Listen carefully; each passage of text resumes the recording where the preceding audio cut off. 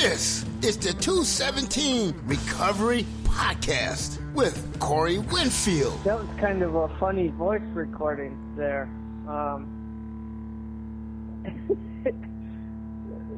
Yeah, you do kind of have a radio voice, don't you? Anyway, this is Dan calling. Talk to you when I talk to you. Later, bye. Dan. I love that laugh. 8th of November 2020, it's 217 Recovery Podcast. My name is Corey Winfield, Marney Liston, co-host. Yeah, that was Dan. He was my sponsor. The last sponsor I ever had. And then he moved to Hawaii. Oh, wow. Yeah. When I was staying in sober living, it was a requirement that you had a sponsor. So I got Dan. Dan was good. I like Dan.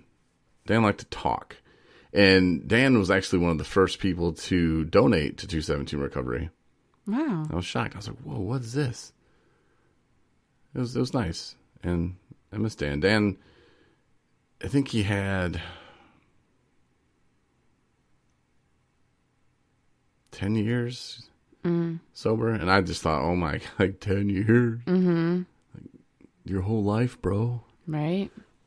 But I like Dan a lot. I really did. And, you know, like I say, he moved to Hawaii, and he's a big AA guy. Mm-hmm. You know, real big on the steps, real big on that kind of thing. And I tried that steps and stuff before. You know, it wasn't for me. And, you know, but Dan loves it, man. And when he heard about the podcast, he was all excited. And he's like, have you heard the Charlie tapes? Somebody in Charlie, and it's like a couple older cats, and they just would sit around and talk about the big book, and they record them. And I guess in Boyne City, they'll play those tapes sometimes during the meetings. And, oh, really? Yeah, and some people like them. And I had one guy come to me, and he's like, I prefer listening to your podcast, man. You know? I'm like, well, I mean, what we do is completely different, but yeah. But yeah, so Dan. Aloha, Dan. Aloha. You know, he'd still be listening. Hopefully. You know, he'd still be listening, Dan. Somebody in LA's listening. Nice. I know. What's up? That's all I wanted to say to them. I was going to say, no, we don't know anything about them, but yeah. Thank you for your listening. Yeah, appreciate it, Holmes. You know, recovery is good. It's been very good to me. So, before we get to the review of John Wick. Oh, yeah. We're going to reverse the things this time. We're going to actually talk about a little bit of recovery first. Sounds good. Yeah, I'm taking psychology class, and I like to take them often. This week's topic, which if you remember a few weeks ago, it was eating disorders. Mm-hmm. And I really learned a lot from that. And just realizing, you know, how similar it was, you know, I reached out to the National Eating Disorder Association, and I talked to a woman, and that podcast is available. It's probably a few weeks ago, but you can check it out. Because just how similar things were, and, you know, the feelings and the thoughts that those people have are pretty much the same that, you know, us in recovery from substances have. And so I was excited about this week. And I was like, yes, you know, something. And at first I was like, oh, man, this will be a breeze.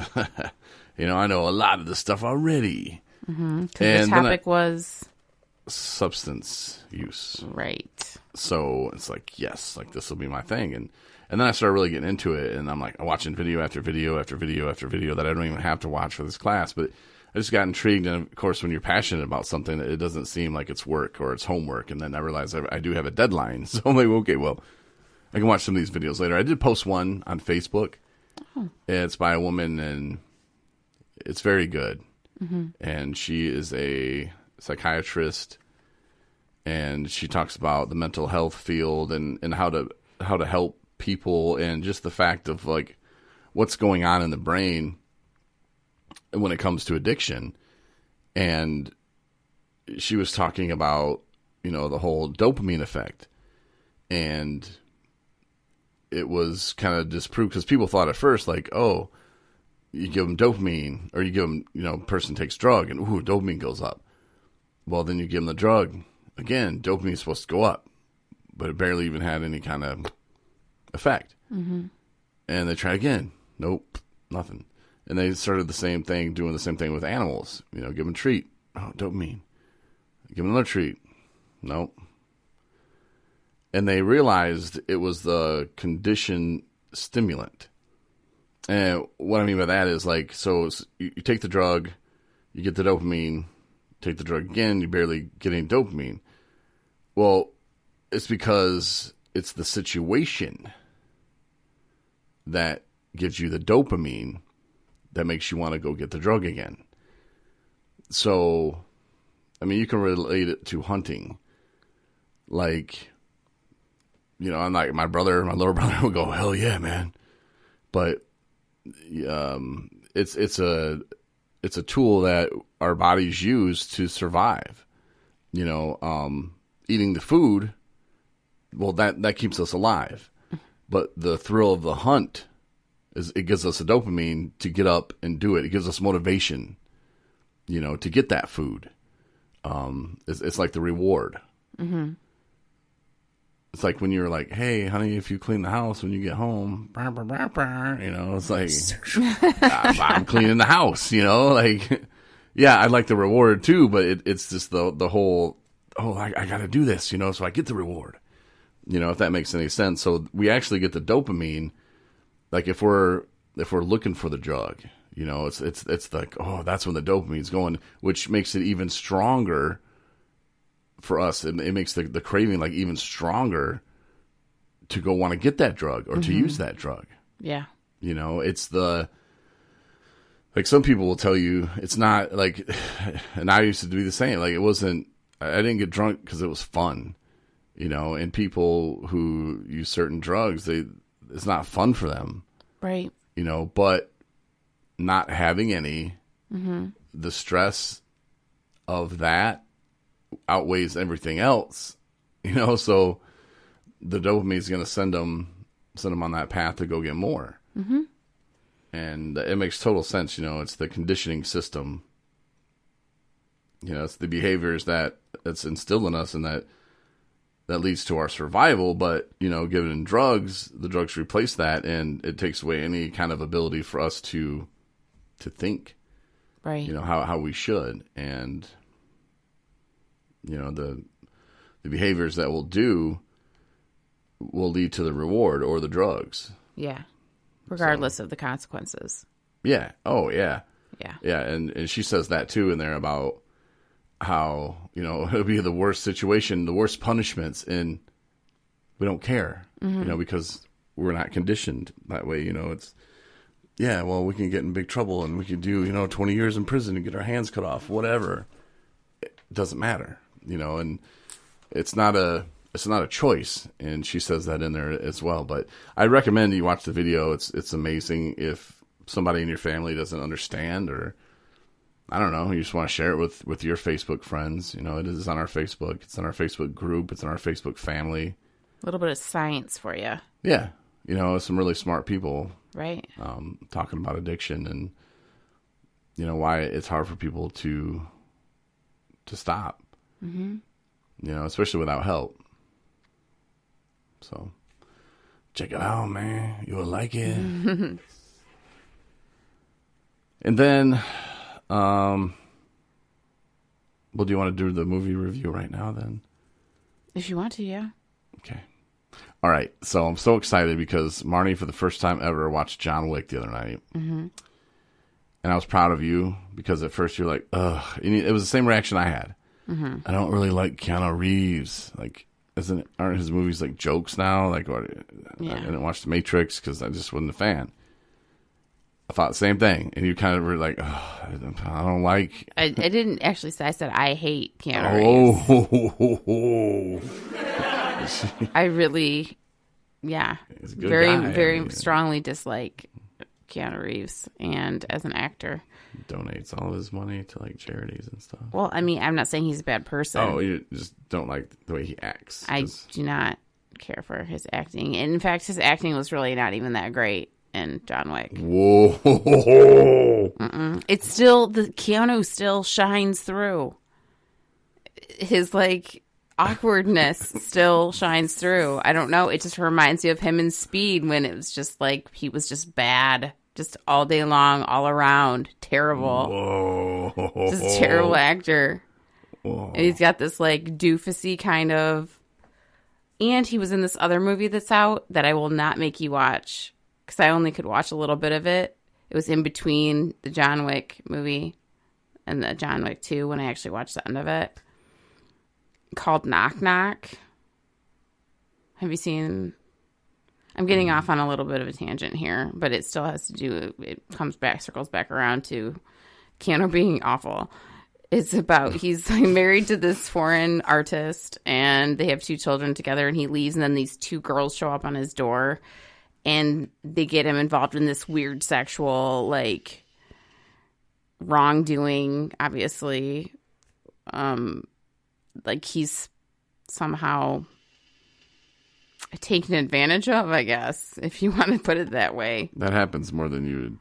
That's a friggin' lie. But no, it anyway, does. Especially in third world countries, because a lot of that stuff doesn't get reported. Okay. Third world countries, it doesn't. Okay, well, I'm just saying is that it was a terrible movie as well.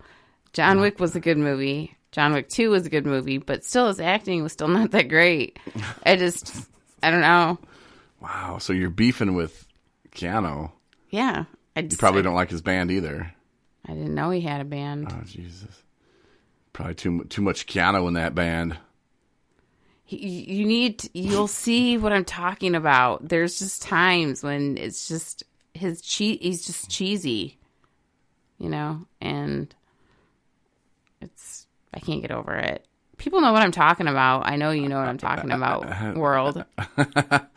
All right, so who says he's a fantastic actor?